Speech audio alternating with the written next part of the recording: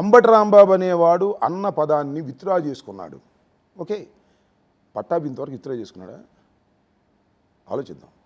పశ్చాత్తాపడ్డాను కదా, దాడి స్వభావం ఏంటి అని అడుగుతా ఉన్నా. సార్ మీరు ఒక గుర్తుపెట్టుకోండి, మీ మీద కోపం వచ్చినప్పుడు కూడా వచ్చి టప్టప్ 2 రాళ్ళు వేస్తారు, వీళ్ళు పారిపోతారు. అదొక రకమైన దాడి.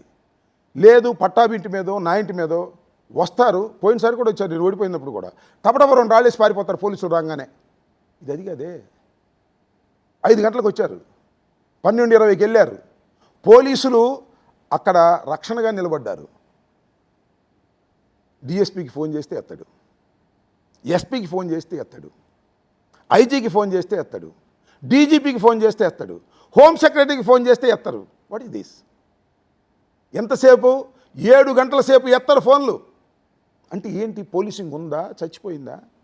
అంటే పోలీసు ఆఫీసర్కి వైర్లెస్ సెట్స్ కానీ సెల్ ఫోన్స్ కానీ ఇచ్చింది ఎక్కడైనా ఏదైనా ప్రమాదం జరుగుతుంటే ఎత్తకోకుండా ఉంటే వాళ్ళని క్షమించాలా? వాళ్ళు పోలీసులు అనాలా? 7 గంటల సేపు చూస్తూ ఊరుకున్నారే. ఇంకోటి కూడా చెప్తున్నా రజనీకాంత్ గారు, SP came to my office. నేను లోపల ఉన్నప్పుడు గొడవ జరుగుతున్నప్పుడు ఎస్పీ అక్కడికి వచ్చాడు, మళ్ళీ వెళ్ళిపోయాడు. ఎందుకు వచ్చాడు, ఎందుకు వెళ్ళిపోయాడు? వినండి, చెప్తా వినండి. ఎందుకు వచ్చాడు, ఎందుకు వెళ్ళిపోయాడు అంటే ఆయనే చెప్పాడు, నన్ను వెళ్ళిపోమన్నాడు. ఎవరు ఏంటి అనేది ఇక్కడ నేను నా ప్రస్తావన ఆయనే లీక్ చేశాడు. అంటే ఎవరి దగ్గర అన్నాడు, వచ్చేసింది. వస్తే ఎస్పీని వెళ్ళిపో, ఇక్కడ గొడవ జరుగుతుంది, నువ్వు ఉంటే ఈ గొడవ ఆపాల్సి ఉంటుందని పంపించేస్తే ఈ దాడిని ఎవరైనా సమర్థిస్తారా?